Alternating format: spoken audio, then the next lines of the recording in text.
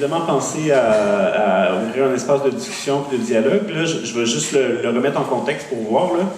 Donc, c'est une présentation des résultats préliminaires. L'écriture du rapport est entamée, mais elle n'est pas complétée. Nous, ce qu'on vient chercher aussi ce soir, c'est une évaluation de votre part de ce qu'on a été capable de produire jusqu'à maintenant, mais aussi, au fond, les questions ou les orientations que vous pourriez avoir à proposer pour les analyses qui sont faites sur les données.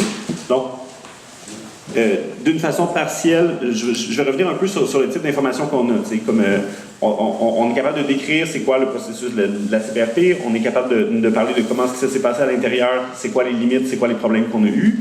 On est aussi capable, on a des expériences de commissaires qui sont allés, soit commissaire local, soit commissaire permanent, qui ont vécu le processus de la commission. On a aussi des données chiffrées en général sur les témoignages qu'on a reçus. Fait que les questions que je vous pose, c'est quelles sont les questions auxquelles est-ce que vous voulez qu'on réponde dans le rapport? Qu'est-ce que vous voulez obtenir comme résultat, c'est-à-dire comme outil, par exemple, soit pour les groupes, de retour dans les groupes, soit des choses qui permettent de faire des interventions dans l'espace public. Puis aussi, est-ce que vous avez des questions sur les grandes catégories d'analyse? Donc Francis, il a commencé à parler de catégories d'analyse tantôt, fait qu'on a parlé de comparer les régions, de comparer les types de répression, les types de groupes, tout ça.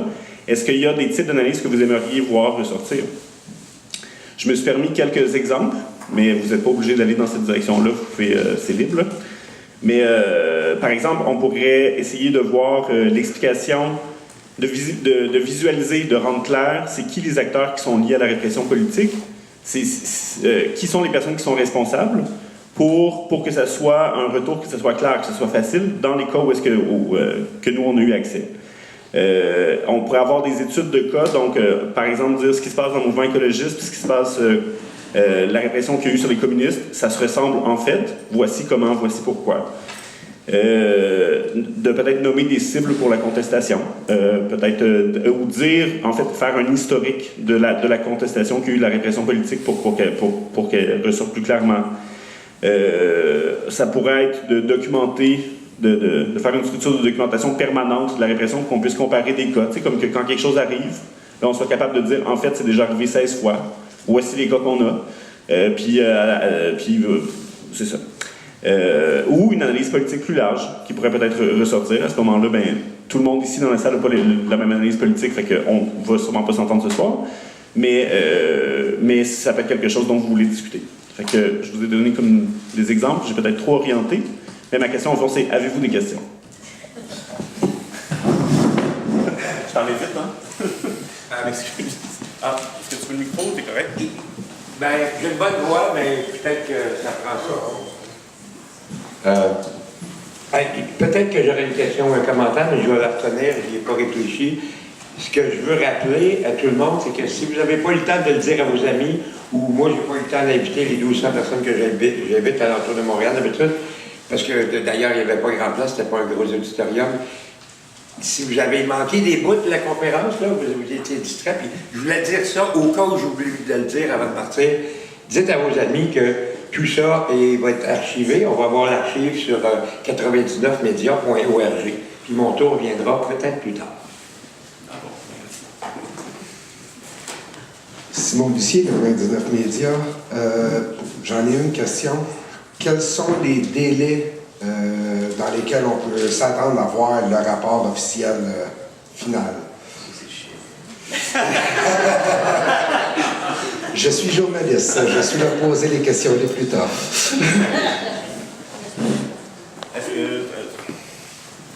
Est-ce que j'en prends 2, 3? Est-ce qu'il y a d'autres personnes qui ont des questions? Puis, c'est ça. Oui, la mienne est au Je voulais savoir vos intentions, une fois que le rapport est fini, est-ce que vous avez des propositions à faire là-dessus? D'autres questions, sinon? Très bien. Alors, pour ce qui est des délais, en fait, ça tombe bien. Demain, on a une réunion avec tous les commissaires permanents pour vraiment davantage se diviser les tâches à propos de la rédaction même du rapport. Ce dont on a parlé comme délai, on sait que le rapport va être terminé assez prochainement. Par contre, il faut quand même se soucier du moment dans l'année auquel on va le terminer. Et donc, si on le termine à la mi-juin, ben, on se doute pas mal que le sortir mi-juin, il n'y aura aucune visibilité. Donc, il faut quand même faire attention à ça. Notre but, c'est pas seulement de créer des solidarités et d'entendre des gens parler de leur réalité. C'est super intéressant, mais on veut aussi que ça ait un impact, on veut aussi qu'il y ait des résultats et que les honorer en quelque sorte aussi ce que les personnes ont fait comme démarche pour la CPRP. Et donc, ce qu'on envisage, c'est soit de le sortir en mai, soit de le sortir à l'automne. Comme vous savez tous et toutes, l'automne, c'est un moment parfait puisque les gens ont de l'énergie, sont enthousiastes. Il y a plein de projets qui sortent à ce moment-là. Et donc, ce qu'on veut éviter, surtout, je vous dirais, c'est de le sortir durant l'été pendant que tout le monde est ailleurs qu'à la CPRP. Sinon, pour les résultats plus concrets, évidemment, comme je viens de le dire, il y a un rapport officiel qui va sortir. Ça se peut qu'on l'envoie au gouvernement, ça se peut qu'on ne le fasse pas. Notre objectif principal, en fait, c'est vraiment de faire un rapport qui est accessible, donc moins de 50 pages, dans lequel il va y avoir des exemples concrets, des chiffres concrets, mais aussi une analyse un peu plus générale. Et de ça, en fait, ce qu'on tient à faire, c'est aussi un résumé de nos conclusions qui va pouvoir être distribué dans les associations, dans les organismes communautaires, dans les groupes militants, et aussi de continuer à faire des ateliers, des conférences, des articles dans les journaux. On en a fait plusieurs, on va continuer à en faire, aussi des entretiens à la radio. Ce qu'on aimerait faire aussi, finalement, c'est de mettre de l'avant le savoir militant, donc de faire des ateliers conjoints, oui, organisés par la CPRP, mais aussi surtout dans lesquels il va y avoir la voix des militants, militantes qui sont, selon nous, tout autant experts que les commissaires qui écrivent le rapport.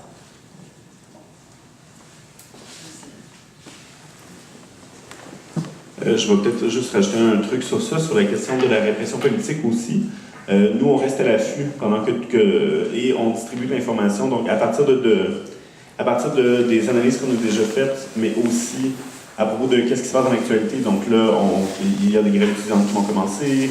Il va y avoir une répression forte qui va s'abattre, qui s'est déjà battue et qui continue. Donc, c'est aussi de maintenir, par la mobilisation, par la circulation d'informations, la conscience, mais aussi de la documenter de façon à ce qu'on ne dise pas des choses qui sont non pertinentes ou qui ont déjà été dites ou qui, tu sais, comme pour augmenter la qualité de notre analyse collective sur ça. Donc, d'aller chercher l'information puis de la comparer avec ce qu'on a déjà vu, par exemple, ça, c'est quelque chose qui peut être fait. Désolée, j'avais oublié de le dire. Une des choses qu'on trouve super importante, c'est, comme je l'avais dit tout à l'heure, il y a beaucoup de personnes qui sont à Montréal qui travaillent pour la CPRP, mais ça va être vraiment de retourner dans les autres villes dans lesquelles on a entendu des témoignages durant les journées d'audience. Pour nous, c'est quand même très important de se décentrer de Montréal, puisque nos intentions partent de là aussi.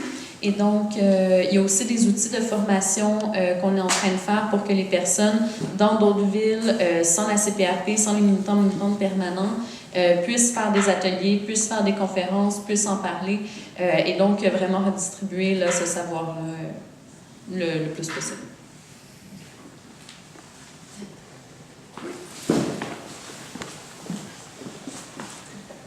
Oui, bonjour.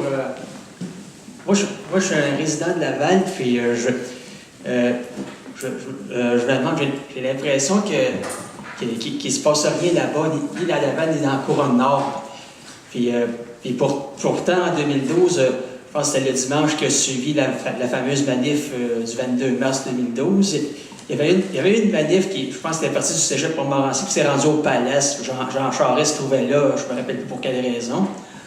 Puis je pense, la veille à Sainte-Thérèse, au cégep de Sainte-Thérèse, la veille de l'adoption de la fameuse loi 78, il y a eu, les étudiants ont bloqué l'entrée, puis il y a eu de la répression. Il y a même eu des pacificateurs qui ont été séparés, puis un autobus qui a été intercepté. Alors, je me demande si la commission pourrait aller faire le tour de ce côté-là, du côté de Laval et de la Couronne Nord, parce qu'il y aurait peut-être des témoignages à recueillir à ces endroits-là. Est-ce qu'il y a d'autres questions? Vous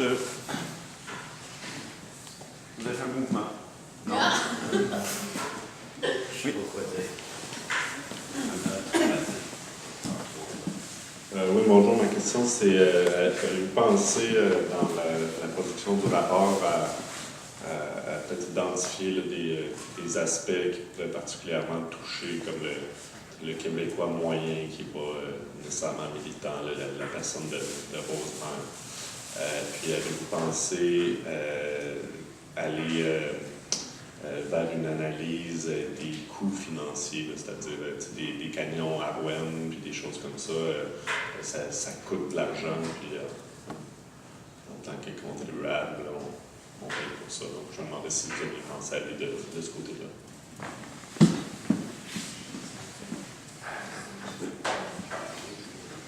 Mon nom est Kival, ou Jean-Bleu Mathieu.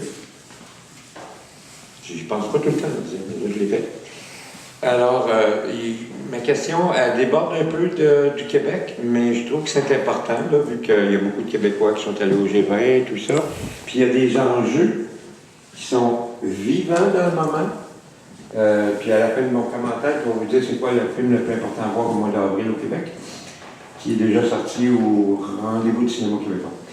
Alors, là, je vais en venir à mon point, c'est que tu sais, le pétrole, puis toutes les affaires, la production d'énergie sale, là, on se bat rageusement ou fièrement, ou il va falloir être fort. En tout cas, ça va bon train, mais il va falloir être solide. Mais il y a du monde qui ont vécu ça à côté de nous autres, puis qui sont restés tellement debout qu'ils n'ont pas été capables d'élire un autre premier ministre que celui qui promettait un moratoire plus en tout cas, un truc légal, là, des poursuites légales qui ont eu lieu par le peuple, qui fait qu'au Nouveau-Brunswick, il n'y en aura pas de gaz de schiste. Donc,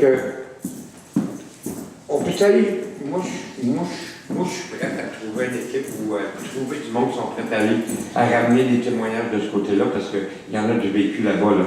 Il y a eu l'armée, la RCMP, la police, puis même des interventions de groupes, là, voyons, on appelle ça les groupes d'intervention de l'armée américaine qui étaient là sur place. Puis c'est dommage, on n'avait pas à ce moment-là la web diffusion en direct, mais il y a un gars d'Ontario qui est allé là, puis c'est resté tranquille pendant 6 mois. Puis si jamais il se passe de quoi, le Nouveau-Brunswick va se lever debout, puis c'est peu probable qu'il va y avoir des gaz de schiste là-bas. Alors, c'est juste un exemple.